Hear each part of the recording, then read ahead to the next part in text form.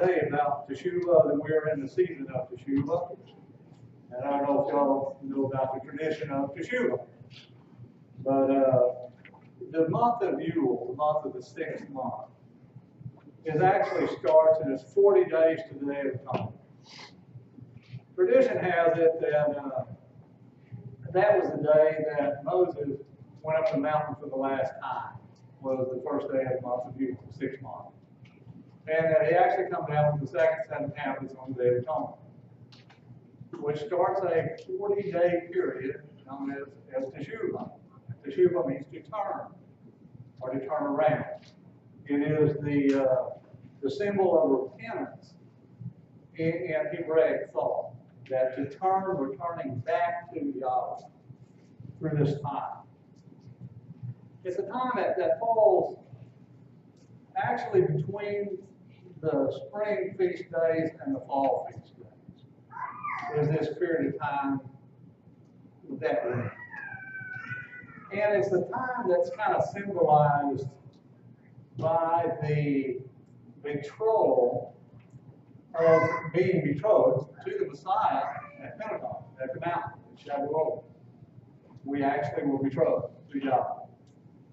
Then we wait on our coming of our bridegroom, which is trumpet. So this period of time is a period that's between this. It's a picture of the virgins, the 10 virgins. You know that 5 were foolish, 5 slept. It's also a picture of the time of the former rain and the latter rain, between the grain crops of the spring and the other crops of the fall. So this period of time here is a period of time that I believe all of a sudden we start falling into problems, just like the children of Israel wilderness. When they left the mountain at Pentecost, before they got to the promised land, they had a few problems with this. Well, this former rain, this latter rain, or this between the betrothal and the wedding, we tend to have these, what we call pre-feast trials. All of a sudden, before the high days, it seems like, my God, things are just happening. Things aren't going well. Satan tends to become very active in our life. We kind of go through a period of drought. Amos 8:11 talks about the famine of the word.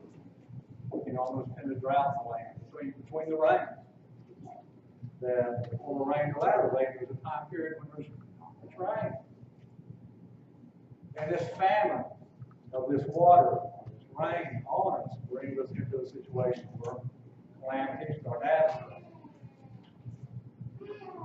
Hopefully, we come to a place where we become thirsty and we hunger. We hunger, we see them approaching.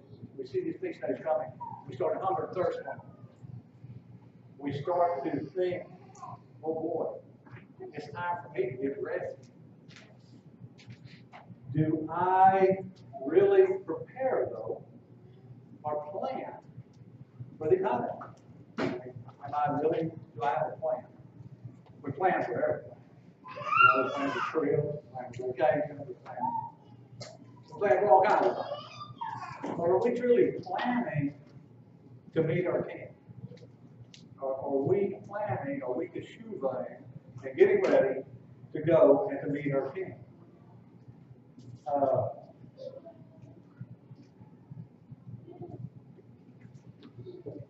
You know, there's an analogy that the king is in the field. And while he's in the field, he's approaching.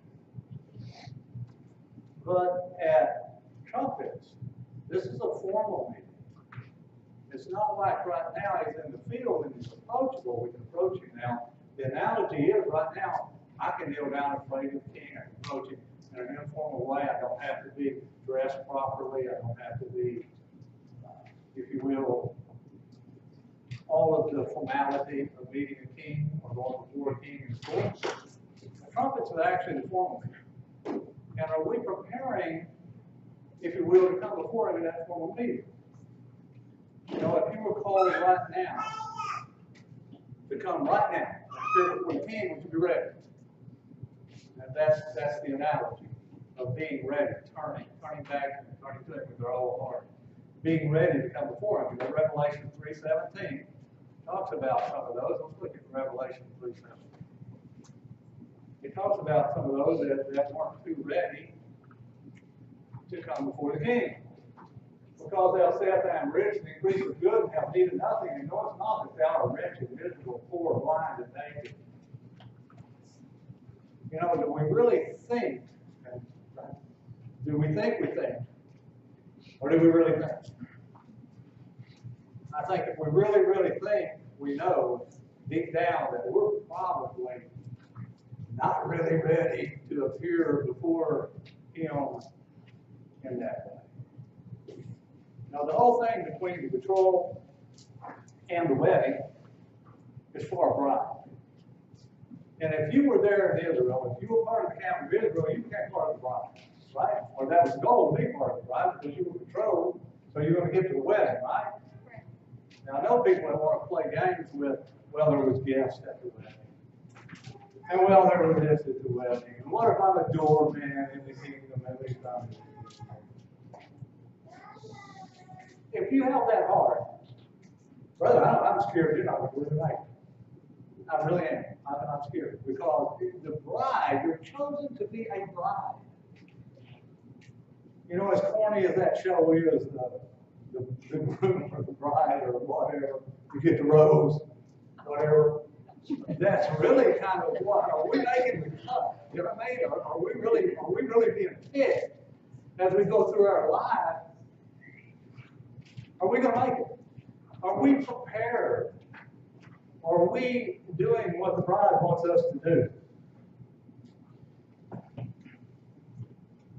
There's a situation in Revelation. You know, in Leviticus 16, we go through atonement. Leviticus 16 is all about atonement, the atonement ceremony, right? And we like to go through Leviticus 16. We like to think about, well, I'm receiving atonement through all this service. But have you ever thought that part of that service is removing the stains you placed on his house? Let's go to Leviticus 16:16. Leviticus 16:16. And he shall make atonement for the holy place because of the uncleanness of the children of Israel, because of their transgressions and all their sins. He shall visit the tabernacle of the congregation, and man among them in the midst of their uncleanness. Go to 9.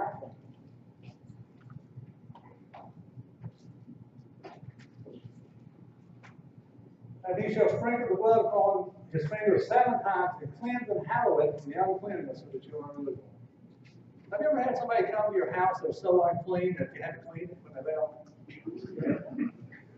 You realize now this is a part of the atonement that we might not want to look at, that we are so dirty. And when we go into Yahweh's house, he's saying, I'm going to clean my house when you come into it. I want you to think about that just for a second, you that are rich and in need of God. And I want you to think about a formal coming before the master of all creation. Wow. Do we really measure up? Are we ready? Are we preparing to come before the master?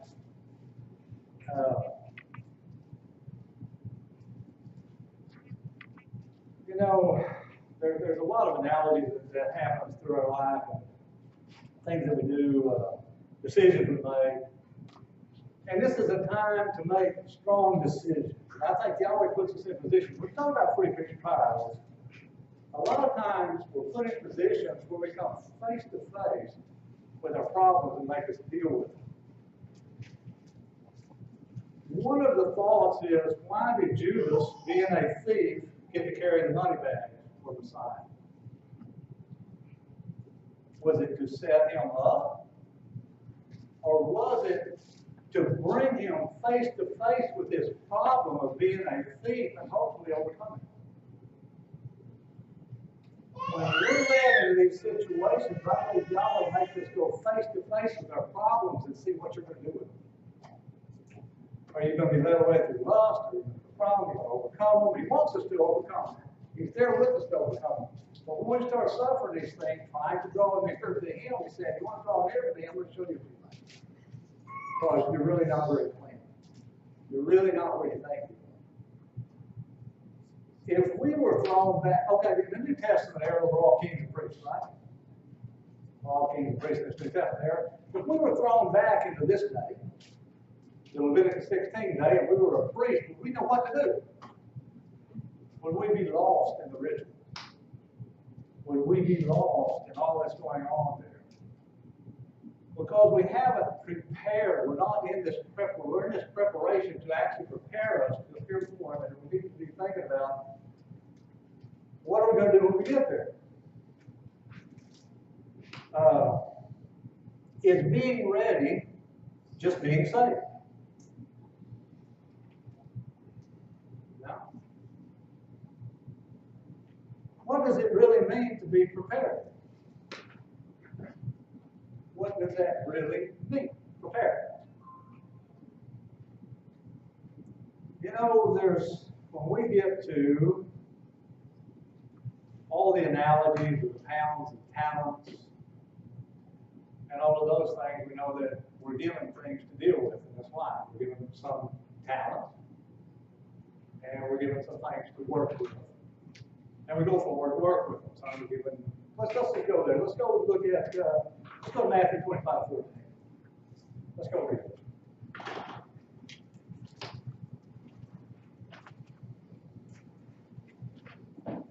Matthew 25:14. We're all given some ability to deal with. And things that we're to do.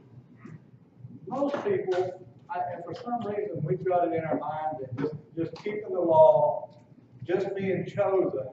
And you know, last week we went through the parable of the wedding supper. And Tim sent me a paper there where that he pointed out that paper where that the guy being called didn't mean he was chosen. You know, just because you're called to the wedding supper doesn't mean you're going to be chosen, because he wasn't prepared, was he? He wasn't prepared at all. Matthew 25 goes into some things that He's going to give us. For the kingdom of heaven, like a man traveling into a far country and called his own servants to the old master, and delivered unto them his goods. And unto one he gave 5 talents, and to another 2, and to one, to another one, to another 1. To every man according to his several ability, and straightway took his turn. Then he that received 5 talents went and traded it the same, and made him another 5 talents. Now that's guys that are really gifted. You know what I mean? That's the Brad Scotts, Bill Clouds, Rico Cortez. These guys are talented. They got the talent. They work it out. They increase it. They got another 10 talents. And likewise, he had given them 2, gained another one. Now, most of us are just average Joes. We're not super talented people. He gives us a little talent. Hopefully, we're doing something with it. Increase it, make it another one. But him that received 1 went and digged in the earth and hid his master's money. And after a long time, the master of that servant come and reckoned with him. And he that received 5 talents came and brought another 5 talents, saying, Master, thou hast delivered unto me 5 talents. Behold, thou gained besides them 5 talents more. And the master said to him, Well done, thou good and faithful servant. Thou hast been faithful over a few things. I will make you ruler over many things, and the joy of the master. He also received 2 talents, came and said, Master, thou delivered unto me 2 talents. Behold, thou gained 2 other talents besides. And the master said to him, Well done, good and faithful servant. Thou hast been faithful over a few things. I will make you ruler over many. Enter into the joy of thy master. And he which received the 1 talent came and said, Master, I know that thou art a hard man, reaping where thou hast not sown, and grinding where thou hast not trod. He's actually coming and accusing the Messiah, making an accusation. Can you imagine that? You know, if you're given a talent and you do nothing with it, you can ask people that play musical instruments. The first time they picked up that instrument, maybe they were talented. The most talented people in the world playing the piano, the guitar, whatever it is, didn't play very well the first time they sat down. If you don't use that talent, you're buried in your talent. It's not going to work. We have to be using what we're given and increasing it. Those that don't generally make excuses of some sort or another, just like this guy here. He's making excuses of why he hasn't done anything with it. We can't do that. We can't make excuses. It's time to do our good works, see your good works. Let's go to Matthew 5:16. Matthew 5:16.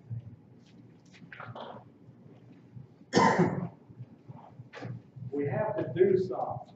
Matthew 5:16. Let your light so shine before men that they may see your good works and honor your Father which is in heaven. See what? Your good works. Do we have works? A lot of people want to say works is legalism, but I want to look at another analogy of the rich young ruler. I'll go to Matthew 19:16. I want to look at this rich young ruler. Matthew 19:16. And behold, one came and said to him, Good teacher, what thing should I do that I may enter into eternal life? He said to him, Why callest me good? There is no good but one. That is Elohim. But if thou enter into life, keep the commandments. He given him talking about it. If you want to enter into life, you need to start by keeping the commandments. Don't you? And he said to him, which Yahshua said, he said unto him, which? And Yahshua said, Thou shalt do no murder, thou shalt not adultery, thou shalt not steal, thou shalt not wither. Honor your father and mother. Love your neighbor as yourself. And the young man saith to him, All these things that I've kept from my youth up, what like I? And Yeshua said to him, If you will be perfect, go and sell all that you have, give to the poor, that thou shalt have treasure in heaven, and come and follow me. He just offered this guy, saying, Look, first of all, if you're going to keep the law, you're doing good. But if you want to be perfect, you've got to come and follow me. He just offered him discipleship that is beyond the keeping the law, right? The law was just a starting place for him to get to the place where that he could actually become found in. He had to do something. But when the young man heard that saying, he went away sorrowful, for he had great possessions. Then Yeshua said to his disciples, Very I say to you, that a rich man shall hardly enter the kingdom of heaven. That's easier for a camel to go through the eye of the needle than for a rich man to enter the kingdom. They went on to discuss how hard it is to the guy wanted to keep his money more than he actually wanted to follow and to work and do the works of the Messiah.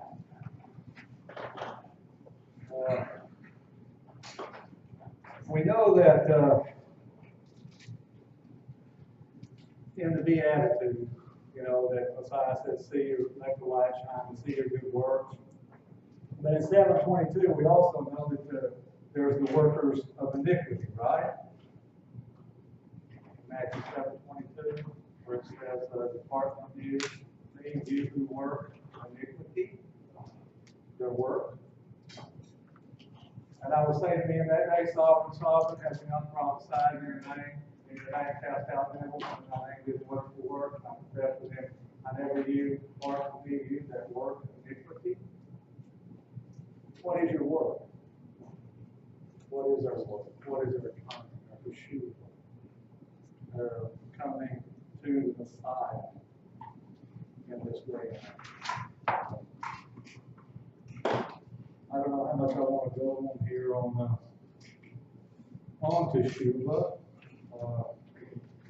but it is a period of time that we should really be circumspect and think about coming before the altar, coming before our Messiah, working out our salvation, turning back to Him with our whole heart.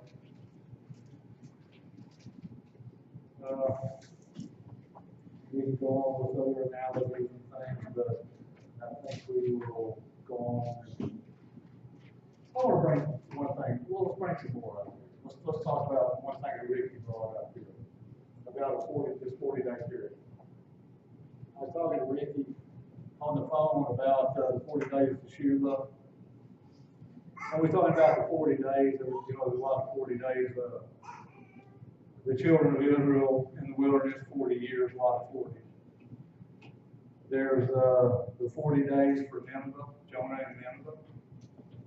And it was that 40 days that Ricky said, did you know that ended, that was the month of Elul, that is the Teshuvah. And I want to go to Jonah 4:5. And look at that. Well, first let's go to Jonah 3:4. And then we'll look. Jonah 3:4. Jonah 3:4. Jonah began to enter into the city of Jay's journey, and he cried and said, 40 days and Nineveh shall be overthrown. And it said, so the people of Nineveh believed on him, claimed to fast, and put on sackcloth, the greatest of them unbelieved. So Jonah's preaching here saying, guess what? You got 40 days to turn around, or this place is going to be smothered. Now let's go to 4. What's believed here is that this actually started on the first day of Elul. Those 40 days for them to turn around was there. And here's what Ricky pointed out. So Jonah went outside of the city and set on the east side of the city, and there he made him a booth. The word booth there is a sukkah. Sukkah. Now, after the 40 days, they fasted for 3 days. How many days is it after atonement to Sukkot? 5 days, is it, Ricky? 4 like that. Yeah, 4 change, whatever. So basically, he had, well, how many days was he? Can you explain that? 3 days out of the city, and then they fasted 3 days, or? And then he stayed there one day, the gourd came up. And then the gourd died. Yeah. And then we had a sukkah. So that actually shows that that was a period of Yule. They repented on the atonement. Yeah. They made the fast. The king declared the fast. Could it be that the 40 days of the Messiah in the wilderness could have been this time period? When he went to confront Satan. Because it said that he began his ministry at about age 30. Yeah. We would have been in that fall time, so this 40 days could have been maybe just prior to. We don't know, it doesn't say, but the narrative, when you look at some of the narratives there about the thirst and hunger for Messiah, turn just rocks into bread, cast yourself down, some of the things that went on with that, well could have been that he was being approved right there.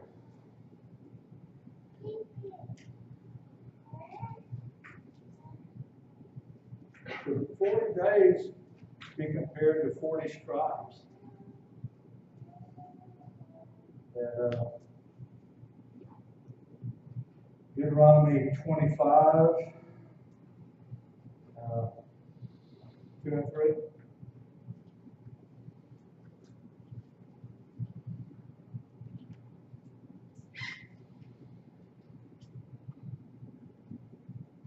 You think that the beating or the punishment that's going to be rendered or not turned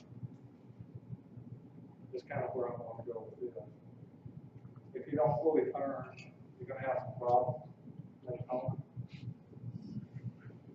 When there's that wreck, and shall make a wicked man be worthy of being beaten. The judge shall cause him to lie down and be beaten for his place according to his fall. I said, no, 40 stripes will make it.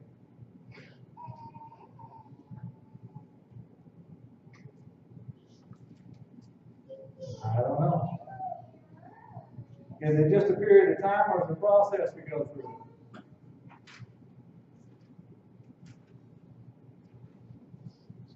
those things when we're not right, we need to,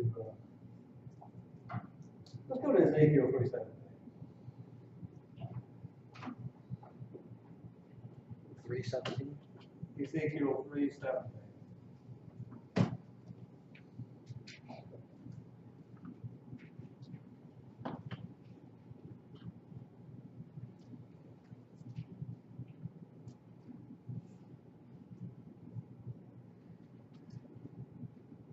You know, we are in the, if we are part of the group of Israel, we're actually in the camp of Israel. You know, and it's just the same for us. It talks about in Corinthians 10 that all these things happen to them, for example, when the end of the ages has come, that them leaving the mountain and actually appearing before, you know, going forward, enter the land, all those things happen. That we, being in the camp of the righteous, all went through all of the prerequisites of the bride, if you are really in the camp. Son of man, I lay thee a watchman of the house of Israel, therefore hear the words of my mouth, and give them warning for me. When I say to the wicked, thou shalt surely die, and thou givest him not warning, nor speakest warning to the wicked, for his wicked way to save his life. The same wicked man shall die in his iniquity, but his blood will I require of thy hand. And if thou warn the wicked, and he turn not from his wickedness, nor from his wicked ways, he shall die in iniquity, but you have delivered your soul. So we have to turn from the wrong that we're doing. As it mentioned again in Ezekiel 18:20. Let's go there.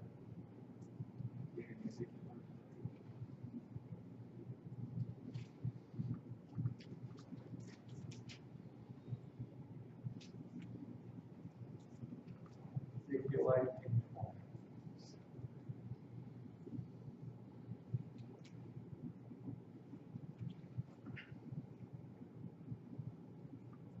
The soul that sinneth, it shall die, and the son shall not bear the iniquity of the father, neither shall the father bear the iniquity of the son. The righteousness of the righteous shall be upon him, and the wickedness of the wicked shall be upon him. But if the wicked will turn from all his sin that he has committed, and keep all my statutes, and do that which is lawful and right, shall surely live, and shall not die. And all his transgressions that he has committed, they shall not be mentioned. Unto him his righteousness that he has done, he shall live.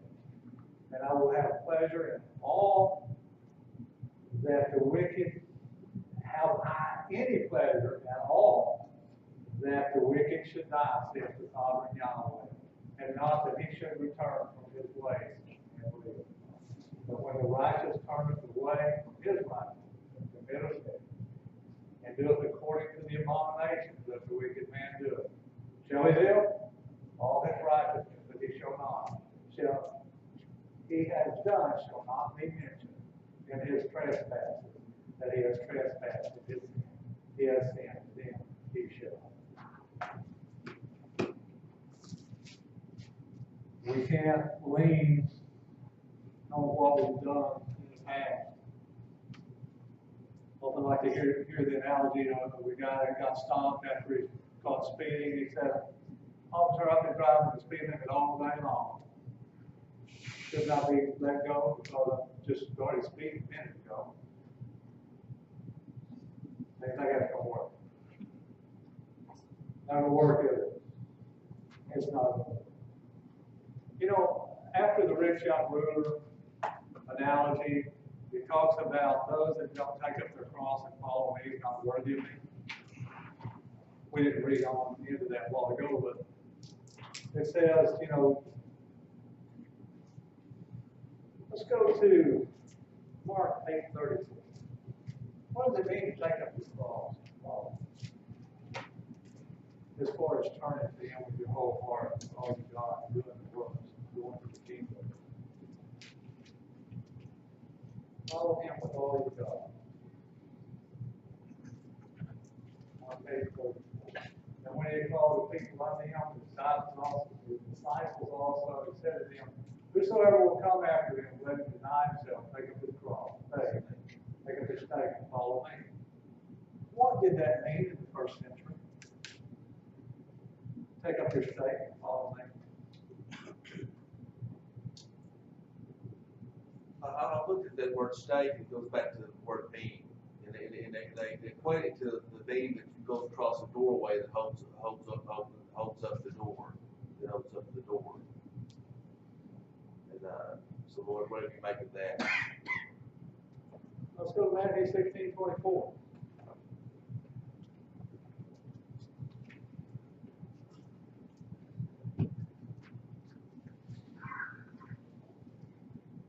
Then Yahshua said unto his disciples, any man will come after me, let him deny himself, take up his stake and follow me. Maybe the cross, out of the King James Version uses the cross, whatever. Let's go to John. I believe that, let's go to one more. Let's go to John 12:24.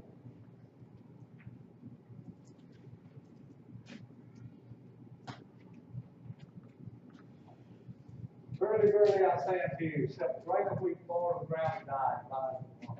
But if it die, bring forth much fruit. He that loveth this life shall lose it. He that hateth his life in this world shall keep it. Life unto eternity.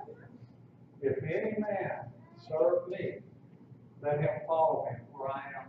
There shall also my servant be. If any man serve him, will my Father honor. He's talking about following him unto his death, being able to give your life to death. He's talking about pick up your stake or pick up your cross and follow me. To a first century person, I believe that in martyrdom, be willing to be a martyr. Are we willing to turn to that degree to serve the Master and to be his disciple? We often use the phrase is a servant of his master. And in other words, if the Father did not spare his own Son, what makes you so special that he's going to spare you? Because in the Christian mindset, not one hair of my chin is going to be harmed. I'm not going to suffer any persecution. I said it's clean. Nothing's going to happen to me, and we're raptured out of here. Everything's just kind of key-ducky. And I've got nothing to worry about, right? Isn't that the way they paint the picture? I don't think it squares with take up your cross or lay down your life. I think that's putting you above your master. I believe that you're thinking I'm so special that I'm not going to have to go through on my side. Let's go to Romans 8:17.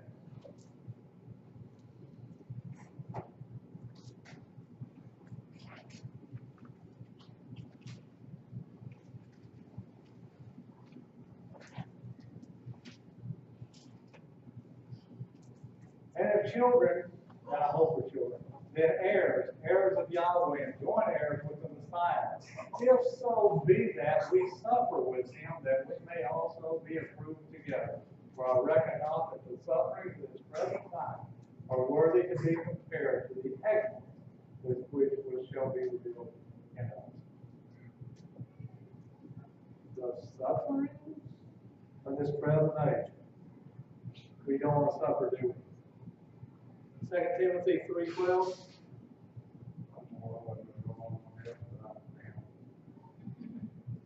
2 Timothy 3:12. How many copies? Yeah, 2 Timothy. Yea, and all that would live piously in the Messiah, Yahshua, self-suffer persecution.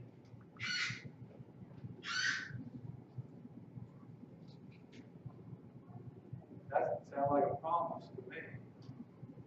That we're going to have problems if we really choose to turn to him with all we are. That's not a real pleasant picture. Basically, that's why most of the world's religion don't teach it. It's not a pleasant thing to look at. And they want the pleasant things in life, the easy things, the smooth things. Tell us what we need to know another day.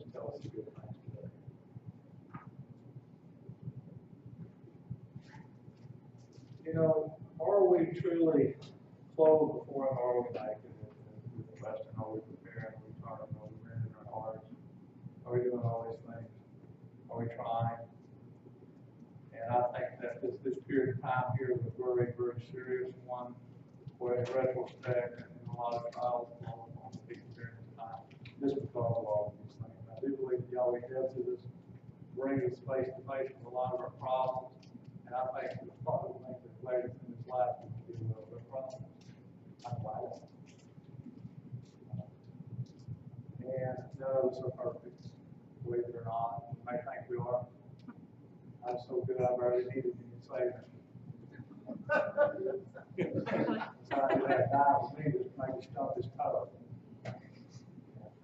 No, we're pretty bad off, people. And somehow we've been hornswoggled into a mindset that doesn't work.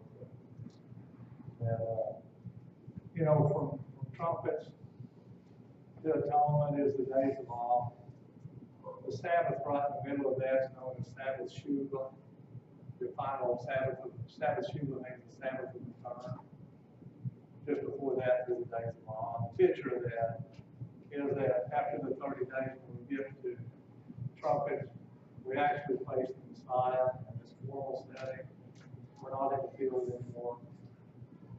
After we face him, we are sentenced. Our sentencing happens there at trumpets. But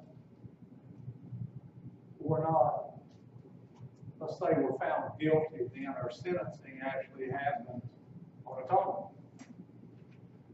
And atonement being pictured today, that the decree is carried out. Will you actually receive atonement, or will you be destroyed?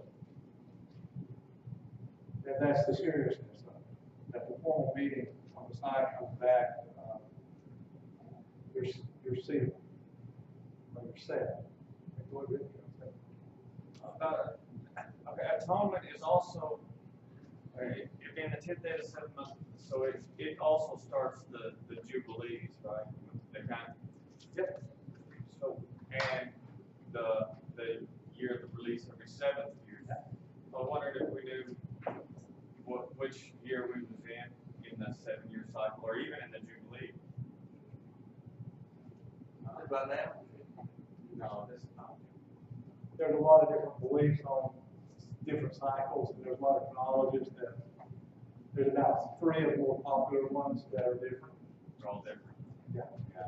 Which ones have been wrong so far? Yeah. The last two?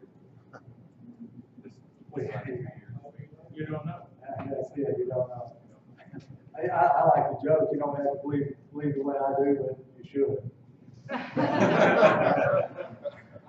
Yeah, there's, when you get into chronology, I'm telling you, they're all over the place. And the Jews have their set ones, but other chronologists have their set ones, and it's really messed up. Well, that's the problem, is we don't know. I was just wondering if Israel has, what year they say it is, in the 7 years. So, you know, are we coming up on a year of release? You know, it's like, is this the year to get a loan? You know, you know what I mean? Because if you get a, Again, the Shemitah. The Shemitah, 7 years of land ruling. Again, there's all different chronologies on there. And when Jubilee comes at the end of the 7th Shemitah, again, it's all over the place. One year we let our land rest, and then the next year we thought, well, no, this is it, we let our land rest, and next year we thought, you know, we don't plant a garden, we never will. Because every year you can find somebody that's going to believe that this year's the Shemitah. They're not keeping it anyway, are they? In Israel. They're not keeping it anyway in Israel. They don't keep it in Israel. Nobody keeps it, yeah. I believe we should, but that's You know, when I met this woman, her name was Ruth Maynard, and they had a huge garden about the size of our parking lot out here. You know, for a family of 2 people, that's a pretty big garden. And they had they would plant their garden from corner to corner every year, plow it, plant it, harvest it. And then on the 6th year, she said every year that garden would just have, it would be so full, it would fill up 5 or 6 deep freezes. It'd be 3 or 4 times more than what they would possibly ever use. And she said, so we didn't do this to be obedient because they were Baptists. They didn't do this to be obedient to the word. They just didn't see any reason to grow a garden on the 7th year, and they would just let it rest. And so just by accident, they were obeying Scripture, and it was, well, no, it was to them it was an accident. And they weren't doing this methodically to obey Scripture. The point is, Yah's word is true. When I get people in my office that tell me, they're sick, they've got this health problem, that health problem, I say, start eating what the Father said to eat, and don't eat the things He said don't eat. Well, I don't believe your way. I said, doesn't matter. Do what He said, and you will be healthy. You will be healthy. And lo and behold, the ones that do it, they see their health turn around. It's like you brought up the 6th year that Yah provides 3 times as much, Yeah. for the 7th year and then the year after. Well, the year that, I think it was just, whatever year it was that everybody around here got 3 cuts of hay, 2 years ago, I believe that would have been the 6th year. Because everybody was getting more cuts of hay. Wow. So I think that was That could be an indication the that case that with was the next year, that the next year is the. The 3 times is the Jubilee, not just a Shemitah. Say it again? Could be the Jubilee. Jubilee. Yeah, the 3 times is the Jubilee. When you're given 3 times. When you're given a double portion, it's just regular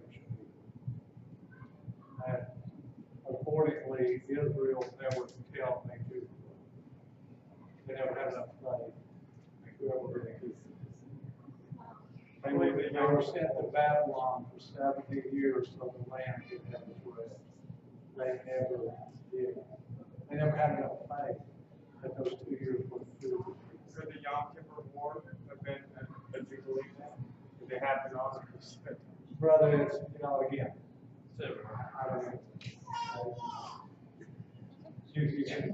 You can go back and guess that stuff.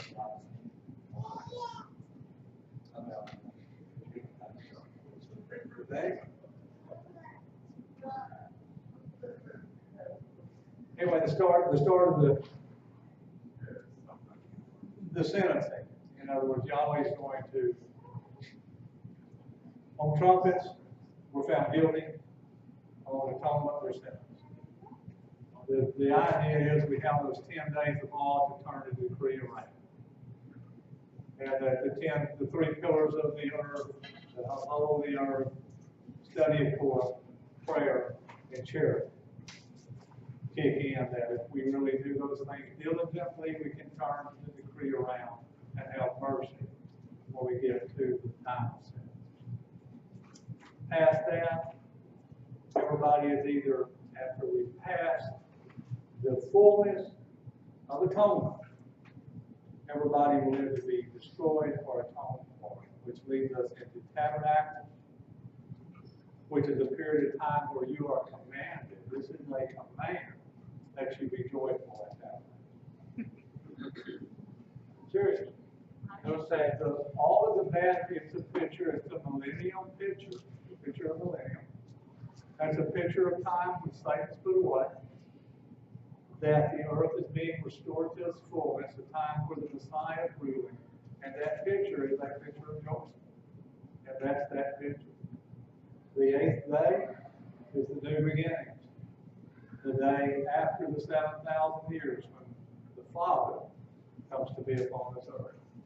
The 8th day. At that time, what a jubilation that would be.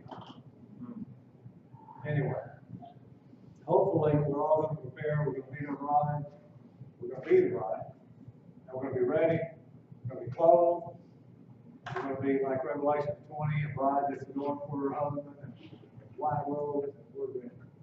Hallelujah. Hallelujah. Anybody want to say anything else before we end here? Stop. Yes, sir. In Matthew 24, it says, what will the end time be? And Christ didn't mention any particular peace or time period. He just said that. He just was basically explaining how, or what was going to happen, like the days of Noah, they're eating and drinking and marrying, giving in marriage and so forth. He didn't really give us a, you know, a feast day time or a, you know what I mean? Yep, I know what you mean. What he's basically saying is the rest of the world is gonna be oblivious to what's going on. But you know the seasons. What's the word season? Holiday? Actually, it's Greek and it's kairos. Yeah, but I mean, seasons, if you go back, Yes. Greek to the Right. Hebrew. I know, but if it was written in Hebrew, it would have said, I think it would have said. See, the time shall not take you, because you know the season. As it does. We're in Thessalonians now. Yeah. When you shall see these things, you know, they come to pass, that's when they start happening. Expound upon it. Well, in Matthew 24, I don't remember exactly word for word, but he was, you know, the disciples came to him secretly and asked him, when will these things be? Yeah. And, He said, like, beware that no man deceive you. yeah, Well, that he day was going to shall- give us a little description there of what was going to be going on when it was going to happen. Yeah, do like in the days of Noah. Right. So, Yeah, the days of Noah, in the days of Noah. yeah, they were eating and drinking until the day that the flood overtook them. Well, it's talking about I think it was also talking about how the sons of God were taking the daughter, the Nephilim, you know, and the genetic mutations and stuff like that. And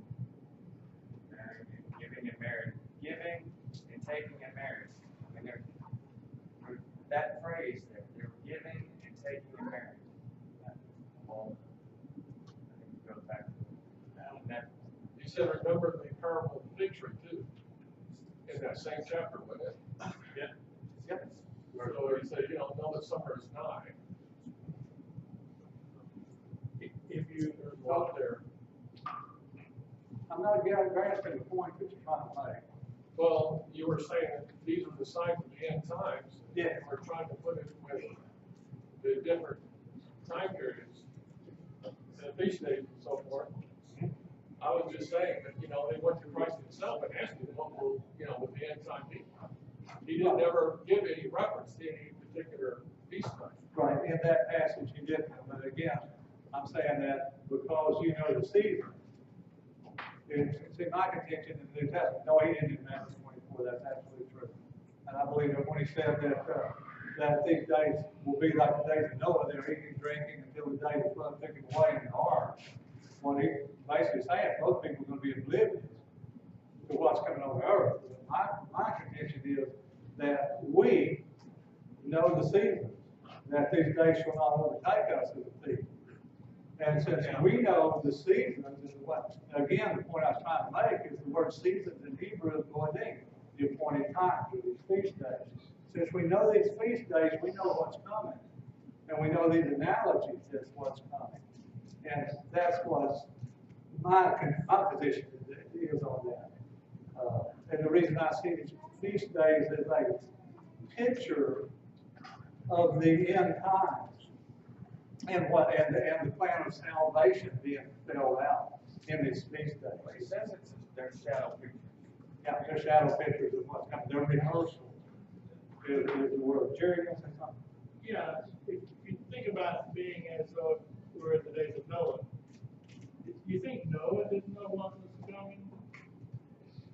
Noah was saved and he knew what was coming. And in Thessalonians, it talks about, not you, brethren, because you're not blind to these things, the last spoke. So Noah knew because he was one of the chosen. And we should know if we're the chosen. We do know. We keep it to ourselves, condemnation to ourselves. Pardon? And we do know it was coming. We keep it to ourselves as condemnation to ourselves. Yeah. You tell everybody, no matter they call you a nut or whatever. I agree. Keep their blood off your head. Okay, let Don. Brother, don't we, when we look at what our Messiah has done, when we look back at time of Zechariah and Elizabeth. At one time, Zechariah was in the temple doing the sacrifice in the 4th month, and in the priestly line of Abijah. He was. We know when John the Baptist was conceived, and so we also know that when Mary conceived our Messiah, Yeshua, she was told by the angel Gabriel, go and see your cousin Elizabeth because she's 6 months with child. Well, 3 months later, John the Baptist, or Johann the Immerser, is born. Well, 6 months later after that, Yeshua was born during the time of Sukkot, or in that window of time. And then our Messiah was crucified. He was crucified just on any day. No, he was crucified on the Sabbath. He died at the very time that the priest was slitting the throat of a lamb in the temple. And so he was buried on first fruits. He was raised. I mean, he was buried on the day on unleavened bread. He was read.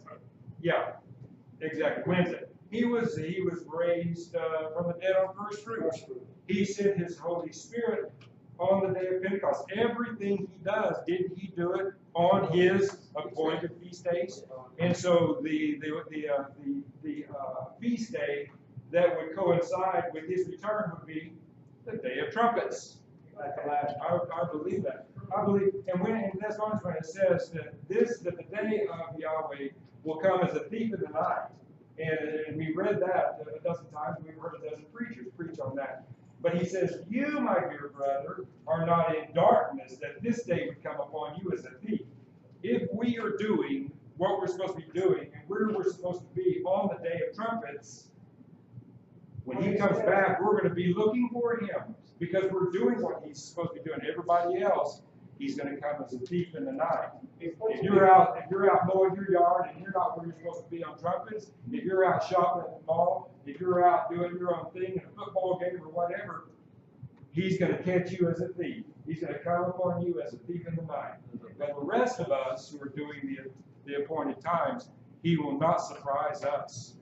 Yeah, the times and seasons I have no need to write them. No need to write it. Because you already know. Yeah. Yeah, that they should come upon you as a thief in the night. We know these times and seasons and this plan. That's coming back. Yeah. Talking about appointed times in the New Testament, we look at Acts 17, verse 30, 31.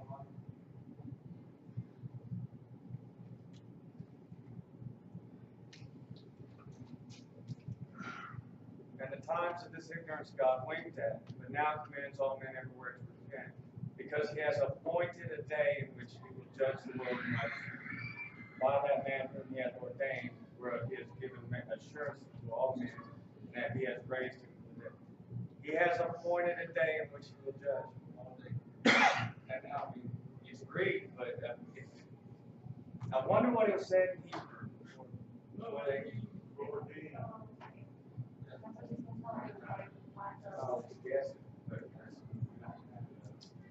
See, the Moedim are the appointed times again.